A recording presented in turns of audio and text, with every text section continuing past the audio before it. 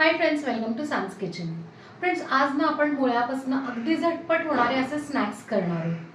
तर ते आहे झणझणीत आणि खमंग अशी मस्तपैकी मुळ्याची पुरी. 3, 2, 1. मुळ्याच्या पुऱ्यांसाठी आपण आहे ना फ्रेश इकडे आहे ना मुळा घेतलाय, स्वच्छ धुवून आहे ना सोलून घेतलेला आहे. आता आपण तो बारीक किसून घेऊया.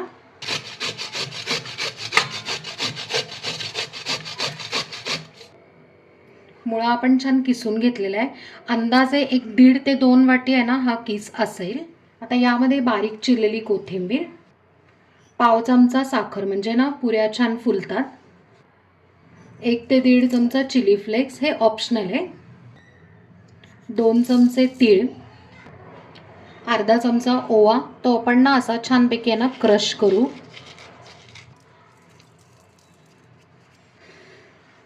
2 चमचे बारीक रवा, 1 ते 2 चमचे लाल मिरची पावडर, तुम्हाला जेवढं तिखट पाहिजे त्या पद्धतीने, चवीप्रमाणे मीठ.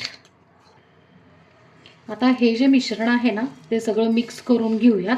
म्हणजे काय होतं की आहे ना पुरीचं जे आपण कणिक भिजवतो ना, इव्हनली सगळी त्याची टेस्ट आहे ना किंवा तिखट मीठ सगळं इव्हनली स्प्रेड होतं.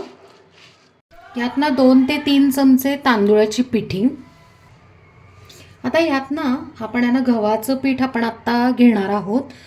थोडंसं 1 बाउल ह्याच्यात टाकलेलं आहे आणि पाण्याचा वापर न करता जेवढं मुळ्याचं जे मॉइश्चर आहे किंवा पाणी आहे ना त्याच्यातच आपण आहे ना हे घट्ट पीठ मळून घेणार आहे. मी तुम्हाला एक्झॅक्टली आहे ना शेवटी सांगते की किती आपल्याला पीठ लागलं ते. आपल्याला 2.5 ते 3 वाटी आहे ना गव्हाचं पीठ ह्याला लागलेलं आहे आणि बघा किती छान घट्ट आपण आहे ना भिजवून घेतलेलं आहे.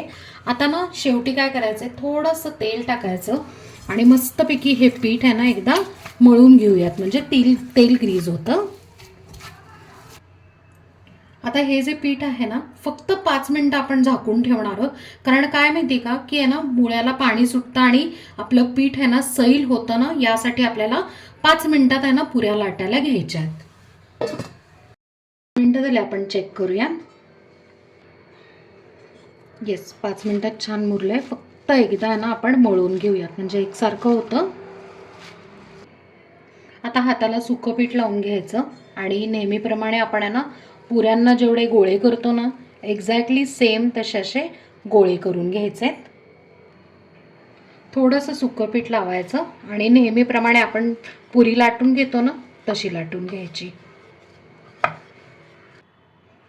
किंचित आहे ना जाडसर अशी लाटायची पुरी. आता बाकीच्या पण पुऱ्या आपण लाटून घेऊया. इथे मी ना थोड्या पुऱ्या लाटून घेतलेल्या आहेत आणि तेल पण तापवायला ठेवलं आहे.